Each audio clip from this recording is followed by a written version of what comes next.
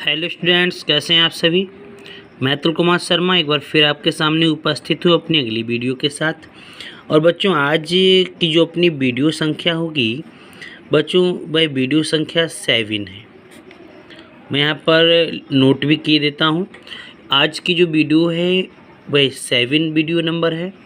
और आज का जो अपना टॉपिक रहने वाला, मैं बच्चों आपको बता दूँ, आज के अपने जो टॉपिक हैं बच्चों, वो 2 टॉपिक हैं।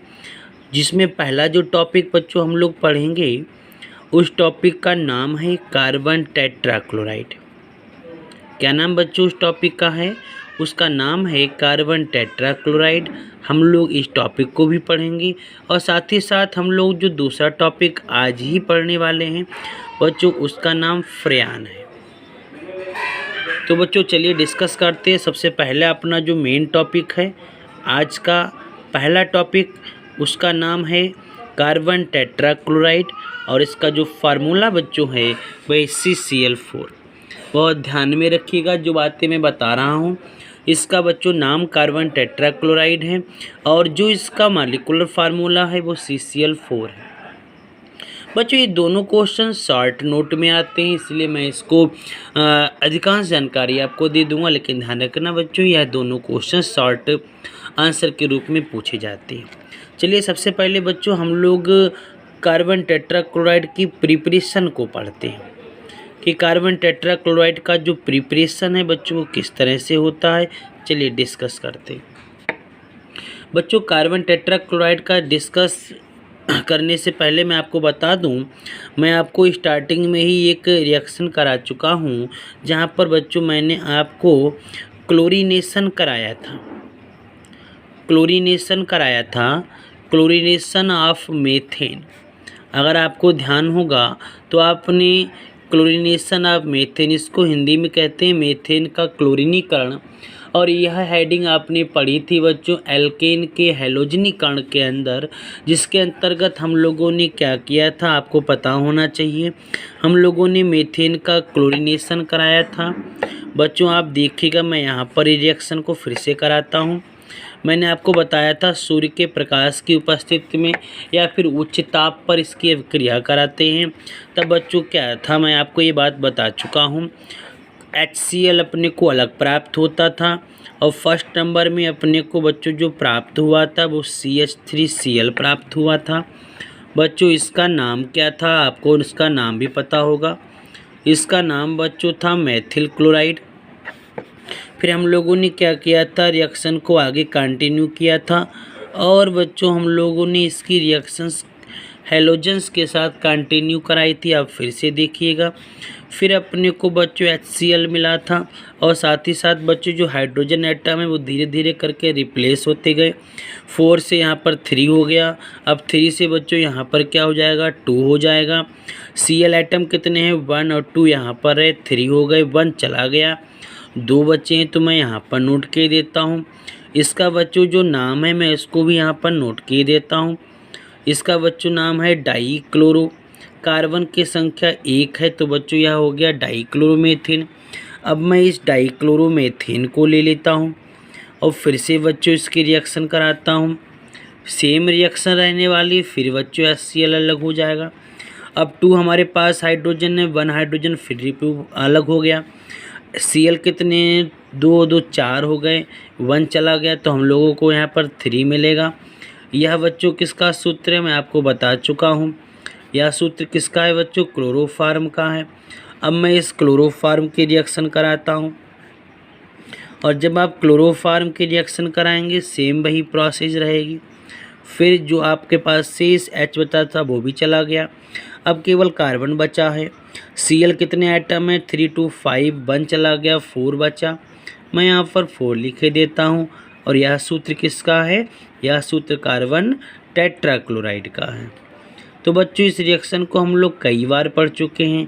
अर्थात हम लोग इस तरह से भी कह सकते हैं कि जब मीथेन का क्लोरीकरण कराया जाता है तो फर्स्ट स्टेप में मेथिल क्लोराइड मिलता है, सेकेंड स्टेप में डाईक्लोरोमेथेन मिलता है, थर्ड स्टेप में क्लोरोफार्म मिलता है और लास्ट में जाकर के बच्चों कार्बन टेट्राक्लोराइड मिलता है। तो यह इसके निर्माण की पहली रिएक्शन हो गई। चलिए हम लोग दूसरे रिएक्शन की बात करते हैं। दूसरी रिएक्शन में बच्चों हम लोग करेंगे कि आप देखिएगा किस तरह से हम लोग रिएक्शन कराते हैं। बच्चों हम लोग यहाँ पर रिएक्शन किस तरह से पढ़ेंगे, चलिए हम लोग पॉइंट बना लेते हैं। बच्चों CH2, अब आप कहेंगे यार CH2 क्या चीज़ है, तो बच्चों यार CH2 सॉरी मैं यहाँ पर इसको फिर से लिखे देता हूँ, थोड़ा सा यहाँ पर गलत हो गया। CH2, अब आप कहेंगे CH2 क्या चीज़ है, तो बच्चों यह CH2 कार्बन डाइसल्फाइड है। मैं यहाँ पर इसका नाम भी लिखे देता हूँ। क्या नाम बच्चों इसका है, इसका नाम है कार्बन डाइसल्फाइड। तो अब हम लोग कार्बन टेट्राक्लोराइड का निर्माण जिससे करने वाले हैं बच्चों वह कार्बन डाइसल्फाइड है। करते क्या है बच्चों, चलिए उस रिएक्शन को एक बार देख लीजिएगा। बच्चों निर्जल एल्युमिनियम क्लोराइड की उपस्थिति में, बहुत ध्यान से मेरी बात सुनिएगा, निर्जल एल्युमिनियम क्लोराइड की उपस्थिति में बच्चों कार्बन डाइसल्फाइड की अभिक्रिया कराई जाती है क्लोरीन के साथ। किसके साथ कराते हैं बच्चों, क्लोरीन के साथ। फिर एक बार सुन लीजिएगा, कार्बन डाइसल्फाइड की अभिक्रिया निर्जल एल्युमिनियम क्लोराइड की उपस्थिति में क्लोरीन से कराते हैं। तब बच्चों देखिएगा क्या बनता है, मैं इसके 3 पार्ट ले लेता हूँ। अब आप देखिएगा कार्बन मैंने यहाँ पर नोट कर दिया। यहाँ पर हमारे पास एटम क्लोरीन के कितने हैं, तो 3 दूनी 6 दे रखे हैं, 4 में यहाँ इंक्लूड कर देता हूँ। यह क्या बना आप लोग जानते हैं इसको, यह कार्बन टेट्राक्लोराइड बन गया। Cl के भी 2 एटम हमारे पास में बचे हुए हैं। और आप देखिएगा 2 सल्फ़र हमारे पास दे रखा है, तो मैं उसको यहाँ पर लगा देता हूँ। तभी देखिए H2Cl2 बना। अब आप कहेंगे H2Cl2 का नाम क्या है, तो मैं आपको यहाँ पर बता देता हूँ। इसका जो नाम है वो डाइसल्फ़र डाइक्लोराइड है। क्या नाम बच्चों इसका रहा, डाइसल्फ़र डाइक्लोराइड। तो आप रिएक्शन को फिर से देखिएगा, कार्बन डाइसल्फाइड की क्लोरीन से अभिक्रिया करा रहे हैं किसकी उपस्थिति में, निर्जल एल्युमिनियम क्लोराइड की उपस्थिति में। तो ये बच्चों अपने को कार्बन टेट्राक्लोराइड प्राप्त होता है और साथ ही साथ डाइसल्फर डाइक्लोराइड प्राप्त होता है। तो कोई समस्या बच्चों अगर आपको यहाँ तक आई हो तो आप लोग मुझे कमेंट करिएगा। चलिए हम लोग अपने लेक्चर को आगे कंटिन्यू करते हैं। अब हम लोग यहाँ पर जिसको पढ़ने वाले हैं बच्चों उसको हम लोग फिजिकल प्रॉपर्टीज़ हेडिंग के रूप में यूज़ करेंगे। अब हम लोग बच्चों फिजिकल प्रॉपर्टीज़ पढ़ने वाले हैं। मैं यहाँ पर हेडिंग भी डाल देता हूँ, फिजिकल प्रॉपर्टीज़। किसकी फिजिकल प्रॉपर्टीज़ पढ़ने वाले हैं बच्चों, तो हमको पता है कि हम लोग कार्बन टेट्राक्लोराइड की फिजिकल प्रॉपर्टीज़ पढ़ने वाले हैं। चलिए बच्चों इसकी फिजिकल प्रॉपर्टीज़ का डिस्कस कर लेते हैं। फिजिकल प्रॉपर्टीज़ वो प्रॉपर्टीज़ होती है जिनको हम अपनी आँखों से देख सकते हैं, जबकि केमिकल प्रॉपर्टीज़ बच्चों हम लोग क्या करेंगे, जब केमिकल प्रॉपर्टीज़ की बात आएगी तो कुछ ऐसी रिएक्शंस होती हैं जिसको हम लोग नहीं देख सकते। तो जिन रिएक्शंस को देख सकते हैं वो फिजिकल प्रॉपर्टीज़ कहलाती है, जिनको नहीं देख सकते हैं बच्चों उनको हम लोग केमिकल प्रॉपर्टीज़ कहते हैं। जैसे मैं नमक का अगर मैं टुकड़ा ले लूँ तो मैं उसके रूप को बता सकता हूँ, उसकी अवस्था को बता सकता हूँ, लेकिन जब मैं उसको डिजॉल्व करूँगा वाटर में तो उसके अंदर ऐसी कौन सी प्रोसेस होती है जिसके द्वारा वह सॉल्युबल हो जाता है वाटर में, ये हमको नहीं दिखता है। तो जो प्रॉपर्टीज़ हम लोग देख सकते हैं उसको फिजिकल प्रॉपर्टीज़ कहते हैं और जिनको नहीं देख सकते उनको केमिकल प्रॉपर्टीज़ कहते हैं। चलिए मैं हम लोग इसके फिजिकल प्रॉपर्टीज़ की बात करते हैं। सबसे पहली मैं बात आपको बता दूं कि जो CCl4 है बच्चों वह रंगहीन द्रव होता है। क्या होता है बच्चों, रंगहीन द्रव होता है। हम लोग इसकी दूसरी प्रॉपर्टीज़ की अगर बात करें तो बच्चों यह वाष्पशील भी होता है। बहुत ध्यान से आप लोग अपने नोट्स को बनाना। पहली बात मैंने क्या बताई बच्चों, यह रंगहीन द्रव होता है। दूसरी बात मैंने बच्चों आपको बताई यह वाष्पशील होता है।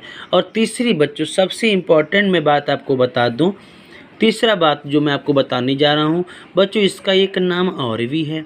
क्या है, उसको हम लोग पायरीन भी बोलते हैं। तो आप लोग इस बात को बहुत ध्यान में रखिएगा, इसको पायरीन भी बोला जाता है। इसके अलावा मैं आपको कुछ पॉइंट और बता दूँ बच्चों कि अगर इसको मैं जल के साथ में अगर मिश्रित कर दूं तो बच्चों यह जल में मिश्रित नहीं होता है।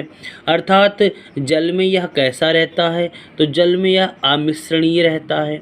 और अगर मैं जल ना लेकर के जल के स्थान पर बच्चों ईथर का यूज करूं, या फिर बच्चों ईथर के अलावा मैं एथिल अल्कोहल का यूज करूं, तो बच्चों क्या होगा, अगर हम लोग ईथर या एथिल अल्कोहल के साथ इसको हम लोग मिश्रित करते हैं तो यह आसानी से मिश्रणीय हो जाता है, आसानी से सॉल्युबल हो जाता है। तो इसकी फिजिकल प्रॉपर्टीज आप लोगों को समझ में आ गई होंगी कि यह रंगहीन द्रव होता है, यह वाष्पशील होता है, इसको पायरीन भी कहते हैं। यह जल में अमिश्रणीय होता है, जबकि ईथर और एथिल अल्कोहल में यह मिश्रित हो जाता है। चलिए बच्चों, हम लोग अब इसकी बात करेंगे केमिकल प्रॉपर्टीज की, कि इसकी केमिकल प्रॉपर्टीज़ क्या क्या हो सकती हैं। चलिए हम लोग डिस्कस करते हैं। हम लोगों को ज़्यादा इसके बारे में नहीं पढ़ना, क्योंकि यह एक शॉर्ट आंसर के रूप में बच्चों प्रयोग किया जाएगा। सबसे पहली हम लोग केमिकल प्रॉपर्टीज जो पढ़ने वाले हैं बच्चों, उसमें इसका हम लोग क्या कराएंगे, रिडक्शन कराएंगे। रिडक्शन को आप लोग जानते हैं हिंदी में क्या बोला जाता है, तो रिडक्शन को बच्चों हिंदी में बोला जाता है अपचयन। चलिए बच्चों, हम लोग अपचयन का जिक्र करते हैं। कैसे इसका रिडक्शन कराएंगे बच्चों, जब आयरन और भाप के द्वारा, बहुत ध्यान देना, भाप का मतलब हम लोग H2O से भी ले सकते हैं। अगर बच्चों कार्बन टेट्राक्लोराइड का हम लोग रिडक्शन कराते हैं किसकी उपस्थिति में, आयरन और भाप की उपस्थिति में, तब बच्चों होता क्या है मैं आपको बता देना चाहता हूं। तब यह क्लोरोफॉर्म में कन्वर्ट हो जाता है। अर्थात अगर आपसे कोई पूछता है कि कार्बन टेट्राक्लोराइड का अगर अपचयन कराया जाए तो क्या प्राप्त होगा, तब बच्चों क्लोरोफॉर्म प्राप्त होगा। ये बात ध्यान में रखिएगा। बच्चों मैं यहाँ पर 2 लगा देता हूँ। 2 लगाने से बच्चों एक Cl एटम बचा, एक हाइड्रोजन एटम बचा है। दोनों ऐड होकर के बच्चों HCl का निर्माण कर लेंगे। तो पहली बात यह क्लियर हो गई कि अगर हम लोग कार्बन टेट्राक्लोराइड का अपचयन कराते हैं भाप और आयरन की उपस्थिति में, तो यह क्लोरोफॉर्म का निर्माण करता है। चलिए बच्चों, हम लोग आगे बात करते हैं। अगर हम लोग बच्चों कार्बन टेट्राक्लोराइड, या सेकेंड रिएक्शन होगी। अगर हम लोग कार्बन टेट्राक्लोराइड की जो रिएक्शन है बच्चों, आप ध्यान में रखिएगा, यहाँ पर CCl4 किस रूप में हम लोग यूज कर रहे हैं, तो वाष्प के रूप में यूज कर रहे हैं। अगर बच्चों कार्बन टेट्राक्लोराइड की रिएक्शन नियर अबाउट 500 टेम्परेचर पर, टेम्परेचर कितना होना चाहिए, लगभग 500 रहना चाहिए। तो बच्चों अगर कार्बन टेट्राक्लोराइड की रिएक्शन हम लोग जलवाष्प से करा दें, जलवाष्प का मतलब ही बच्चों जल ही होता है। अगर जलवाष्प से करा देते हैं तब बच्चों किसका निर्माण होता है मैं आपको बता दूं। यहाँ पर एक कंपाउंड बनता है जिसका हम लोग जिक्र पहले से ही कर चुके हैं। वो कंपाउंड जिसका नाम क्या है, इसका नाम फॉस्जीन गैस है। बहुत ध्यान में रखिएगा। अगर कार्बन टेट्राक्लोराइड के वाष्प को हम लोग जलवाष्प के साथ अवगत कराते हैं तो बच्चों ध्यान में रखिएगा फॉस्जीन गैस का निर्माण होता है। इस फॉस्जीन गैस को एक नाम और भी दिया जाता है, ये भी मैं आपको बता चुका हूँ। क्या नाम बच्चों दिया जाता है, इसको हम लोग कार्बोनिल क्लोराइड भी कहते हैं। तो बच्चों ध्यान में रखना, आप फॉस्जीन गैस का दूसरा नाम क्या है, तो कार्बोनिल क्लोराइड है। चलिए फिर से बात करते हैं। कार्बन टेट्राक्लोराइड की वाष्प को अगर जलवाष्प के साथ अभिगत कराते हैं तो फॉस्जीन गैस का निर्माण होता है। और साथ ही साथ बच्चों क्या बनता है, आप देखिएगा हमारे पास 4 Cl एटम है, 2 हम लोगों ने यूज कर लिए, 2 Cl बचा है और 2 हमारे पास H बचा है, जो आपस में ऐड होकर के HCl का निर्माण करेंगे। चलिए यहाँ तक हम लोगों ने सारी बातों को पढ़ लिया है। आप लोग मेरी वीडियो को रिपीट करके बार बार देख सकते हैं। अब हम लोग यहाँ पर जो बात करने वाले हैं बच्चों, वो यूज की करने वाले हैं कि कार्बन टेट्राक्लोराइड का यूज क्या क्या हो सकता है। तो सबसे पहले मैं आपको बता दूं बच्चों, इसका जो यूज है वो एज ए सॉल्वेंट होता है। किसके रूप में होता है, एज ए सॉल्वेंट के रूप में बच्चों हम लोग इसका यूज कर सकते हैं। सॉल्वेंट का मतलब क्या होता है, विलायक के रूप में हम लोग इसका यूज कर सकते हैं। किस रूप में बच्चों हम लोग इसका यूज कर सकते हैं, तो विलायक के रूप में यूज कर सकते हैं। और विलायक के रूप में भी बच्चों किसको डिजॉल्व करने में, तो बड़ा ध्यान में रखना बच्चों, यह क्वेश्चन पूछ सकता है। तो तेल है, बसा हो गई, हम लोग साथ ही साथ रेजिन की बात कर सकते हैं, आयोडीन की भी बात कर सकते हैं, और इसके अलावा बच्चों ब्रोमीन हो गया। तो हमारे पास जो कार्बन टेट्राक्लोराइड है वो तेल, बसा, रेजिन, आयोडीन, ब्रोमीन आदि के लिए एज ए सॉल्वेंट मतलब विलायक के रूप में प्रयोग कर सकते हैं हम लोग। अगली हम लोग बात करते हैं तो बच्चों जो अग्निशामक होते हैं, मैं यहाँ पर नोट भी किए देता हूँ। अग्निशामक के रूप में बच्चों हम लोग इसका प्रयोग कर सकते हैं। अग्निशामक के रूप में बच्चों इसका उपयोग कर सकते हैं। क्यों इसका उपयोग करते हैं मैं उसकी भी बात बता दूं। यह जो कार्बन टेट्राक्लोराइड है इसकी जो वाष्प है वो अज्वलनशील होती है। इसकी वाष्प कैसी होती है बच्चों, अज्वलनशील होती है। इसको आप लोग में बहुत ध्यान रखिएगा। इसकी वाष्प कैसी होती है, अज्वलनशील होती है। और साथ ही साथ बच्चों आप लोग एक बात को और भी ध्यान में रखिएगा, वायु से भी भारी होती है।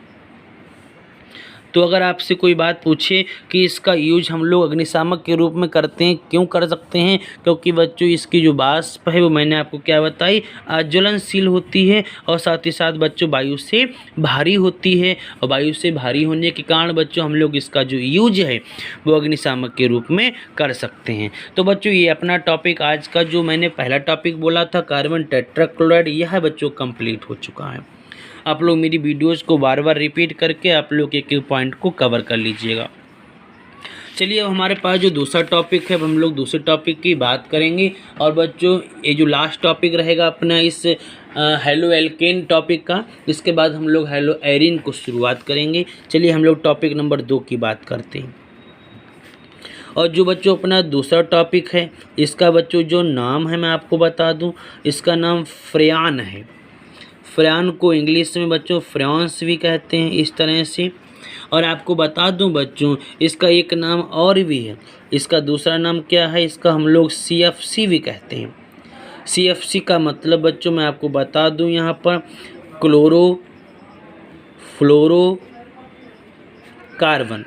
तो इसका नाम बच्चों फ्रेयान भी है और फ्रेयान के साथ साथ बच्चों इसका नाम क्लोरोफ्लोरोकार्बन भी है। इतनी बात क्लियर हो गई। अब बात आती है क्लोरोफ्लोरोकार्बन की। अगर हम लोग बात करें तो इसको हम लोग और किस तरह से इसको डिफ़ाइन कर सकते हैं, चलिए हम लोग इसके डिफ़ाइन की बात कर लेते हैं। बच्चों मेथेन और एथेन बहुत ध्यान में रखिएगा हम लोग जो बात करने वाले हैं, क्योंकि ये क्वेश्चन काफ़ी बार पूछा गया है। तो बच्चों मेथेन और एथेन के जो क्लोरोफ्लोरो व्युत्पन्न है, क्लोरोफ्लोरो व्युत्पन्न का बच्चों मतलब होता है व्युत्पन्न। जैसे आलू की मैं बात करूं तो आलू से हम लोग टमाटर आलू, मेथी आलू और भी बहुत तरह की सब्जियां बनाते हैं। तो ये जितनी भी सब्जियां हैं वो सब आलू की व्युत्पन्न हो गई। तो अब आप लोगों को समझ में आ गया होगा। तो मेथेन और एथेन के क्लोरोफ्लोरो व्युत्पन्न क्या कहलाते हैं बच्चों, मेथेन और एथेन के क्लोरोफ्लोरो व्युत्पन्न फ्रेयान कहलाते हैं। क्या कहलाते हैं बच्चों, फ्रेयान कहलाते हैं। तो आपको यहाँ तक सारी बातें समझ में आ गई होंगी। और एक बात बता दूं बच्चों, ये क्वेश्चन भी बनता है फ्रेयान वारा के नाम से। ये क्वेश्चन क्या बनता है, ये क्वेश्चन बनता है फ्रेयान वारा के नाम से। तो बच्चों अब कई बार क्वेश्चन पूछा गया है, तो मैं आपको बता देता हूँ। ये जो फ्रेयान वारा है इसका जो नाम है वो डाईफ्लोरोमेथेन है। तो ये जो मैं मेथेन के ऊपर फ्रेयान की बात कर रहा हूँ यह CFC कहलाता है, क्लोरोफ्लोरोकार्बन। और बच्चों मेथेन और एथेन के क्लोरोफ्लोरो व्युत्पन्न को हम लोग फ्रेयान कहते हैं। और जब बात आती है फ्रेयान वारा की तो बच्चों इसका नाम डाईफ्लोरो मेथेन है। इतनी बात समझ में आ गई। और इसका जो सूत्र है बच्चों वह CF2Cl2 होता है, CF2Cl2 होता है। और यह एक क्या है, यह एक गैस है। तो यहाँ तक सारी बातें समझ में आ गई होंगी। चलिए हम लोग इसके निर्माण की बात करते हैं कि इसका निर्माण किस तरीके से बच्चों किया जा सकता है। चलिए बच्चों हम लोग इसके निर्माण की बात करेंगे। बच्चों निर्माण में हम लोग किस तरह से इसका निर्माण करते हैं, चलिए बात करते हैं। बच्चों कार्बन टेट्राक्लोराइड का यूज किया जाता है और कार्बन टेट्राक्लोराइड की अभिक्रिया कराते हैं हम लोग SbF3 से। अब आप कहेंगे SbF3 क्या है, तो यह जो Sb आप देख रहे हैं बच्चों, इसका बच्चों नाम है एंटीमनी। क्या नाम है, एंटीमनी। और F आप जानते हैं F क्या कहलाता है, F कहलाता है फ्लोराइड। लेकिन फ्लोराइड के साथ में 3 लगा हुआ है तो इसका नाम क्या हो जाएगा, एंटीमनी ट्राईफ्लोराइड। तो बच्चों कार्बन टेट्राक्लोराइड की विक्रिया हम लोग कराने वाले हैं एंटीमनी ट्राईफ्लोराइड के साथ, किसकी उपस्थिति में, तो बच्चों SbF5। अब यह SbF5 क्या है, तो आप जानते हैं यह एंटीमनी है पेंटाफ्लोराइड। इतनी बात क्लियर हो गई। तो एंटीमनी पेंटाफ्लोराइड यह किस रूप में प्रयोग करेंगे, तो यह बच्चों उत्प्रेरक के रूप में प्रयोग किया जाएगा। तो एंटीमनी पेंटाफ्लोराइड उत्प्रेरक की उपस्थिति में कार्बन टेट्राफ्लोराइड क्लोराइड की मैं यहाँ पर इसका नाम भी नोट किए देता हूँ, कार्बन टेट्राक्लोराइड, कार्बन टेट्राक्लोराइड। तो बच्चों फिर से एक बार सुनिएगा, एंटीमनी पेंटाफ्लोराइड की उपस्थिति में कार्बन टेट्राक्लोराइड की विक्रिया जब एंटीमनी ट्राईफ्लोराइड से कराते हैं तब बच्चों यहाँ पर जो कंपाउंड अपने को प्राप्त होगा उसका नाम बच्चों फ्रेयानवारा है। क्या नाम है? फ्रेयानवारा। और फ्रेयानवारा का जो नाम बच्चों है मैं आपको बता चुका हूँ, डाईफ्लोरोमेथेन। इसका मतलब हुआ, देखिए डाईफ्लोरोमेथेन। देखिए मैं यहाँ पर कार्बन की यूज करता हूँ, उसके साथ साथ बच्चों देखिएगा F2Cl2, CF2Cl2, ये डाईक्लोरो हो गया, डाईफ्लोरो हो गया, एक कार्बन दे रखा है तो यह मेथेन है। क्लियर हो गई बात? तो डाईक्लोरो डाईफ्लोरो मेथेन, जिसको हम लोग फ्रेयानवारा भी कहते हैं, यह अपने को प्राप्त होता है। चलिए हम लोग आगे डिस्कस करते हैं। यहाँ पर F3 दे रखा है, यहाँ F2 है। चलिए मैं इसकी काउंटिंग को बराबर कर लेता हूँ। यार जो 2 नंबर वो यहाँ लगा देता हूँ, तभी आप देखिएगा 2 3 जा 6 हो गया, और ये वाली गिनती मैं यहाँ लगा देता हूँ, तभी 3 2 जा 6 हो गया। तो आप देखिए F बराबर हो गया, यहाँ पर देखिए 2 3 6 और 3 दूनी 6। क्लियर हो गई बात? चलिए हम लोग आगे डिस्कस करते हैं। क्लोरीन की बात करते हैं तो क्लोरीन एटम यहाँ कितने हैं? 3 दूनी 6, यहाँ केवल 4 दे रखा है। तो मैं एक काम करता हूँ, यहाँ पे बच्चों 3 लगा देता हूँ, तभी यहाँ कितने हो गए? 3 चौक 12 Cl दे रखे हैं, यहाँ पर 6 Cl दे रखे हैं। इसका मतलब ये हुआ कि हमारे पास अभी 6 Cl बचे हैं। तो मैं यहाँ पर 2 3 जा 6 कर दिया मैंने। अब आप देखिएगा Sb मैंने यहाँ पर यूज नहीं किया, तो मैं यहाँ पर Sb यूज कर लेता हूँ। रिएक्शन सिंपल से अपनी बैलेंस हो गई। तो यह क्या नाम है? आप जानते हैं Sb क्या कहलाता है? तो बच्चों Sb कहलाता है एंटीमनी।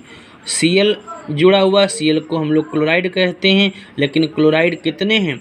तो ट्राई क्लोराइड है। तो फिर से एक बार देख लीजिएगा बच्चों, कार्बन टेट्राक्लोराइड की विक्रिया हम लोग एंटीमनी ट्राईफ्लोराइड से कराते हैं। किसकी उपस्थिति में कराते हैं? तो बच्चों एंटीमनी पेंटाफ्लोराइड की उपस्थिति, जो कि एक उत्प्रेरक के रूप में यूज किया जाता है। जब हम लोग क्रिया कराते हैं तो फ्रेयानवारा अपने को प्राप्त होता है। तो यहाँ तक किसी को समस्या आई है तो आप लोग मुझे मैसेज कीजिएगा, मैं आपको तुरंत उस मैसेज को पढ़ करके आपको रिप्लाई देता हूँ। या फिर मैं आप लोग एक काम करिएगा, मेरा जो व्यक्तिगत नंबर है मैं आपको स्टार्टिंग में ही लिख करके बता भी देता हूँ, नहीं तो मेरा जो नंबर है मैं आपको यहाँ पर साइड में बता देता हूँ, आप लोग मुझे उस पर व्हाट्सअप कर सकते हैं। 9368623512, यह मेरा व्यक्तिगत नंबर है। आप इस नंबर पर मुझे कमेंट कर सकते हैं या मुझे कॉल भी कर सकते हैं। चलिए बच्चों, हम लोगों ने यहाँ तक डिस्कस कर लिया। अब हम लोग आगे बात करेंगे बच्चों, इसके यूज की बात करेंगे। इसका यूजेस क्या क्या हो सकता है, तो मैं आपको बता दूं बच्चों, इसका जो मेन यूज है बच्चों, वो प्रशीतक है। किस रूप में इसका यूज किया जाता है बच्चों? इसका यूज प्रशीतक के रूप में किया जाता है। बात समझ में आ गई? प्रशीतक को हम लोग इंग्लिश में क्या कहते हैं? प्रशीतक को हम लोग इंग्लिश में बच्चों रेफ्रिजरेंट कहते हैं।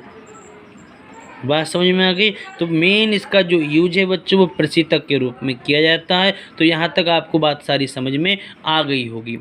तो अगर किसी प्रकार की समस्या है तो अवश्य मुझे मैसेज करें। चलिए बच्चों, मैं एक अन्य पॉइंट के बारे डिस्कस करता हूँ। एक दूसरा पॉइंट भी बहुत एग्जाम में पूछा जाता है। अब भाई पॉइंट कौन सा है मैं यहाँ पर आपको बता देना चाहता हूँ। वह पॉइंट है फ्रेयान का पर्यावरण पर प्रभाव। क्या पॉइंट है बच्चों? वह पॉइंट है फ्रेयान का पर्यावरण पर प्रभाव। कई बार बच्चों एग्जाम में पूछा गया है, आप लोग इस पर 2021 को यूज कर सकते हैं। तो बच्चों यह हेडिंग कई बार आई है, इसलिए आप लोग इस पर बहुत ध्यान रखिएगा। बच्चों मैं पूरा डिटेल में आपको सारी बातें बता देता हूँ। सन 1904 में एक साइंटिस्ट थे, क्या क्या नाम थे उनके मैं आपको बता देता हूँ। एक नाम था रोलैंड और दूसरा नाम था बच्चों मोलिना।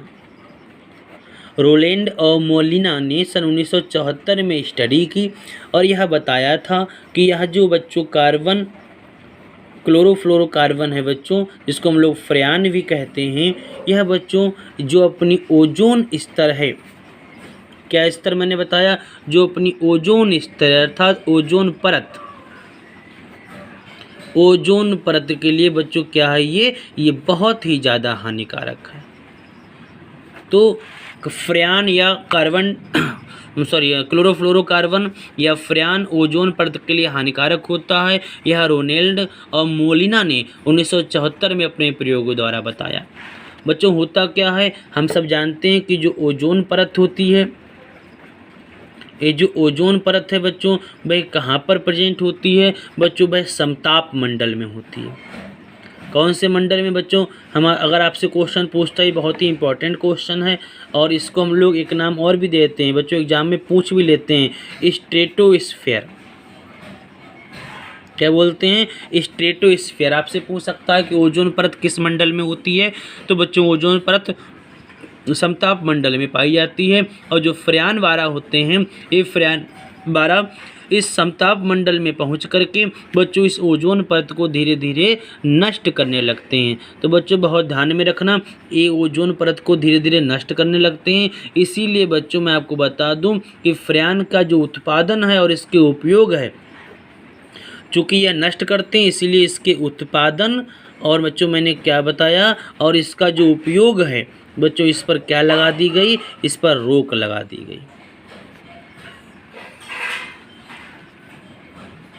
बात समझ में आ गई? तो मैं फिर एक बार बता दूं कि यह जो फ्रेन का पर्यावरण पर प्रभाव मैंने आपको सारा डिस्कस कर दिया कि सन 1974 में रोलेंड और मोनिला नामक वैज्ञानिक ने यह बताया था कि यह जो फ्रेन है, जिसको हम लोग क्लोरोफ्लोरोकार्बन भी कहते हैं बच्चों, यहाँ समताप मंडल में पाई जाने वाली ओजोन परत के लिए नुकसान पहुंचाते हैं। अगर बच्चों ओजोन परत को नुकसान पहुंचाएंगे, आप सब जानते हैं कि ओजोन परत में छिद्र बच्चों हो रहा है, और अगर बच्चों इसके उत्पादन को और इसके उपयोग पर रोक नहीं लगाई जाएगी तो निश्चित रूप से बच्चों आने वाले वर्षों में बच्चों यह मानव जीवन के लिए बहुत ही ज़्यादा कष्टकारी होगा और बच्चों बहुत ही ज़्यादा नुकसानदायक होगा।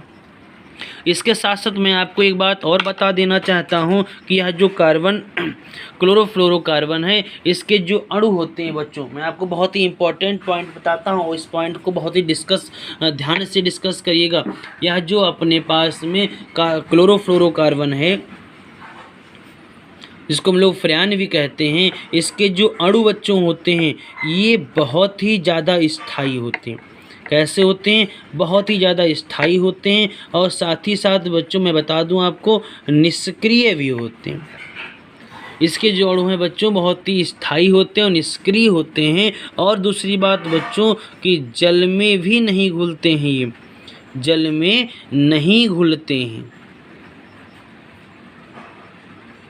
बात समझ में आ गई बच्चों? यह जल में नहीं घुलते हैं और जैसे ही बच्चों यह कार्बन क्लोरोफ्लोरोकार्बन के जो अणु मैं फिर आपको बता देता हूँ, ये स्थायी होते हैं, निष्क्रिय होते हैं, जल में नहीं घुलते हैं। और बच्चों जैसे ही बच्चों यह क्लोरोफ्लोरोकार्बन समताप मंडल में पहुँचते हैं, वैसे ही सूर्य का प्रकाश जो परावैंगनी प्रकाश है उसके द्वारा बच्चों ये तुरंत अपघटित हो जाते हैं। और जैसे ही अपघटित होते हैं बच्चों मैं आपको बता दूं, यह अपघटित होकर के इसमें जो मूलक बनते हैं, मूलक आप जानते होंगे टूटा हुआ हिस्सा, जो मूलक प्राप्त होते हैं बच्चों वह ओजोन परत को धीरे धीरे करके बच्चों नष्ट करने लगते हैं। तो आप बहुत ही ध्यान में रखिएगा बच्चों, इसके उपयोग को हम लोग बंद कर देंगे। इसका बच्चों कभी भी उपयोग नहीं करना चाहिए। क्यों नहीं करना चाहिए? क्योंकि ये हम सभी के लिए नुकसानदायक है। तो आप लोग समझ में आ गया होगा कि हम लोग इसका प्रयोग क्यों नहीं करते हैं। हालांकि इसका उपयोग रेफ्रिजरेटर अर्थात फ्रिज वगैरह में बहुत किया जाता है, लेकिन इसका प्रयोग पर निश्चित रूप से बच्चों पाबंदी लगाई जानी चाहिए। तो यहाँ तक आपको सारी बातें स्पष्ट हो गई होंगी। मैंने दोनों पॉइंट क्लियर कर दिए। आज के जो अपने पॉइंट थे वो CCl4 था, यह पहला पॉइंट था। और दूसरा पॉइंट बच्चों क्या था, क्या मैंने बताया? दूसरा पॉइंट बच्चों अपना फ्रेन था। तो बच्चों मैंने आपको सारे पॉइंट्स का डिस्कस कर दिया। अब मैं जो अगला वीडियो लेकर के आऊँगा बच्चों मैं हेलो एरिन पर लेकर के आऊँगा। आप लोगों से यह अपेक्षा है कि आप लोग जितने भी पॉइंट्स हैं सारे पॉइंट्स की वीडियोज़ को देखिएगा। मैं ऑलरेडी वीडियोज़ को अपलोड कर चुका हूँ और यहाँ पर बच्चों अपना जो टॉपिक है हेलो एल्केन वह कंप्लीट हो जाता है। यहाँ पर आपको एकदम फ्री ऑफ कॉस्ट आप को नोट्स प्रोवाइड किए जाएंगे। आपको एक एक पॉइंट का डिस्कस किया जाएगा। इसीलिए आप लोग मेरे पर विश्वास करते हुए साथ ही साथ मैं आप पर विश्वास रखूँगा कि आप पर डे मेरी वीडियो को देख करके उसके प्रॉपरली नोट्स बनाएंगे। अगली वीडियो में बच्चों मैं बात करने वाला हूँ हेलोएरिन का, और हेलोएरिन से ही बच्चों बहुत क्वेश्चंस पूछे जाते हैं। अब हम लोग बहुत तेज़ी से अपने कोर्स को कंप्लीट कर रहे हैं, और बच्चों इसके बाद हेलोएरिन जब कंप्लीट होगा मैं 2 दिनों में हेलोएरिन को ख़त्म कर दूंगा, और उसके पश्चात बच्चों में एक नया टॉपिक, नया यूनिट जिसको हम लोग अल्कोहल फिनॉल ईथर के नाम से जानते हैं बच्चों, उसको भी स्टार्ट करूंगा। तब तक के लिए आप लोग घर पे रहिए, सेफ रहिए।